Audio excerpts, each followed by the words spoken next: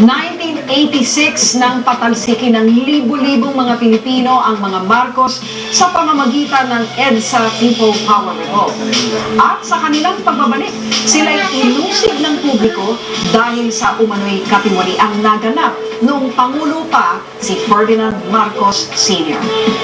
Maaring maihalin tulad ang karanasan ng pamilya Marcos sa naging karanasan ni dating Chief Justice Corona. Ang tanong ng ilan, isa ba ito sa dahilan kung bakit ibinigay niya ang kanyang simpatsya kay Corona sa nakalipas na impeachment trial?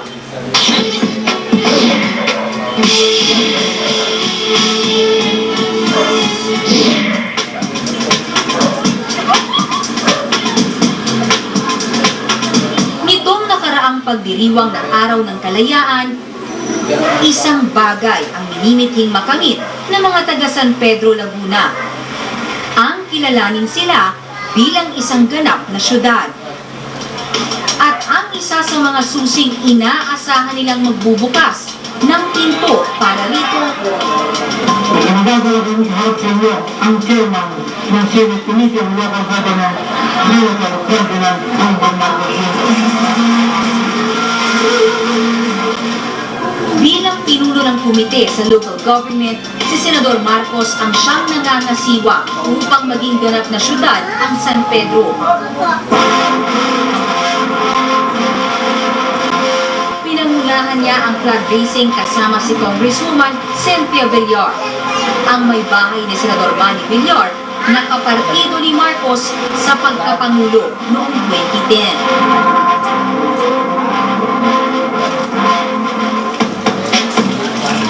Masama ang panahon ng umakyat sa entablado ang senador.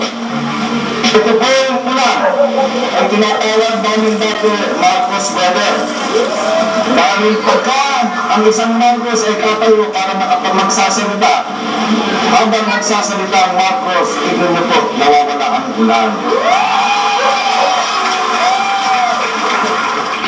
At ilang sandali lamang, tumigil na ang ulan. Kaya natin sabihin, yes, considerate. Sa kanyang talumpati, tila hindi naiwasan ng senador na mangampanya. Sa darating na taon ay siguro magbabago ang titulo sa senador, Congresswoman Cynthia Villar. Hindi po rin electioneering dahil hindi ko po siya kinakampanya. Sinasabi ko lang po sa inyo kung ano yung mangyayari sa darating na taon. Parehong miyembro ng Nationalista Party si Senator Marcos at Congresswoman Villar.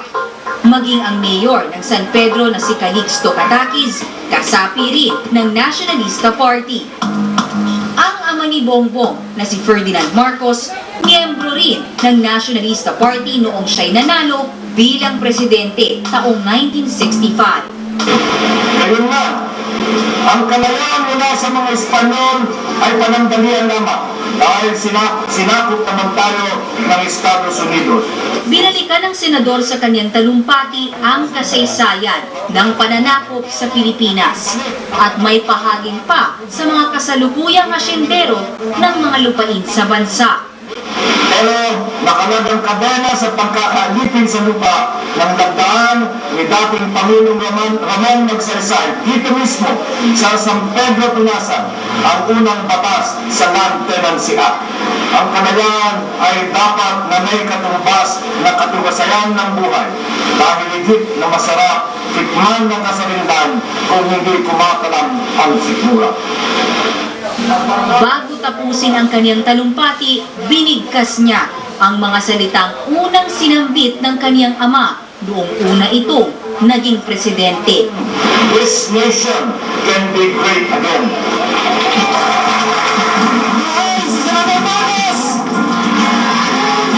Ang tinahak na landas ng dating Presidente Marcos, tila tinatahak ngayon ng kanyang junior na senador.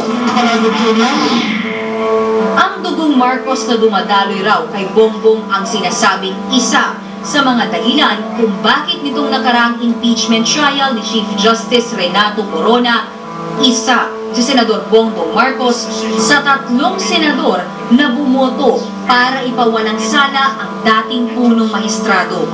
On the arguments presented and on the ground that the presumption of innocence has not been overcome, I vote to acquit the Chief Justice of the Supreme Court. I find for the complainants and render judgment against the respondent, Chief Justice. I vote to convict. Convict, acquit. Guilty. Guilty. Guilty as charged. I vote not guilty.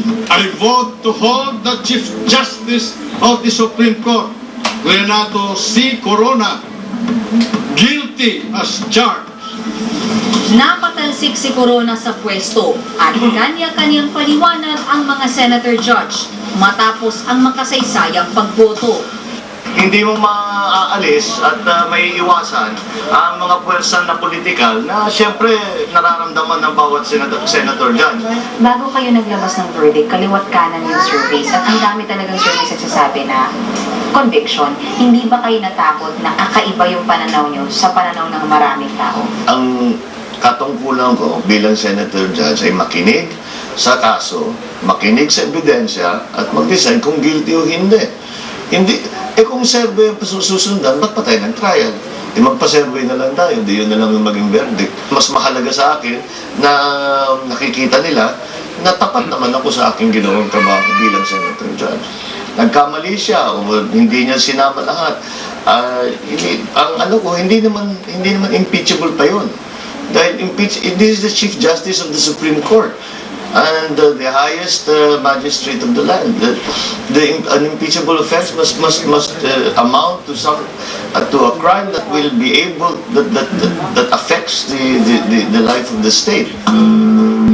Hindi kaila sa taong bayan na ang pamilya Marcos mismo ay humarap sa mga kasong katiwalian matapos mapatalsik sa pwesto si dating Pangulong Ferdinand Marcos noong 1986. Ang naging kalaban nila noon, si dating Pangulong Corazon Aquino, ang ina ni Pangulong Noynoy na lantarang ipinakita ang pagkadismaya sa dating Chief Justice. How would you react, sir, dun sa ibang may nagsasabi na inakwit mo lang just because anti-Aquino ka daw? Yeah, I know that marami magsasabi nun. Pero hindi totoo yun. The political history between Marcoses and Aquinos. But they're mistaken because that played no part. It played no part in my decision. Paulit-ulit na gustong ibalik yung oras sa 1986 eh. Hindi na 1986, 2012 na, iba na usapan. Lumang tugtugin na raw ang balitang hidwaan ng mga Marcos at Aquino. 24 na taon na ang lumipas mula noong 1986. At para kay Senador Marcos, malinis ang kanyang konsensya. Walang pinagbago sa pagkailangan ng sino mang presidente, kung sino at sino mang senador. The fact that there is an Aquino in the palace makes absolutely no... I know mahirapan yung sasabihin naman na hindi totoo, pero talagang totoo ito. Nag-usap na kayo, sir, ni Presidente? Nagkakausap kayo about legislation? Wala? Hindi. Never pa, sir? No, never. Since 2010, nagugulat ako na lahat ng tao sa kanilang pag-iisip, matagal na kami magkakilala ng Presidente. I have been in the same room as the President 3 times in my whole life. And each time was to shake his hand and to say hello. That was it? That's it. The only one time was during the discussions on the ARM postponement, election postponement. Tumawag siya ng meeting sa palasyo. Yun. Chairman ako ng committee, so may presentation ng konting binigay. Pinag-usapan namin sandali, but that was it. Ngunit hindi man nakakapag-usap si Pangulong Aquino at Senador Marcos, saksi naman tayo sa palitan ng patutsyata nila sa media. The celebration of the events of 86 just remind us how much work needs to be done. Sabi ko nga, kung hindi nag-EDSA 1, kung natuloy yung mga plano ng palagay ko na para tayong Singapore na ngayon.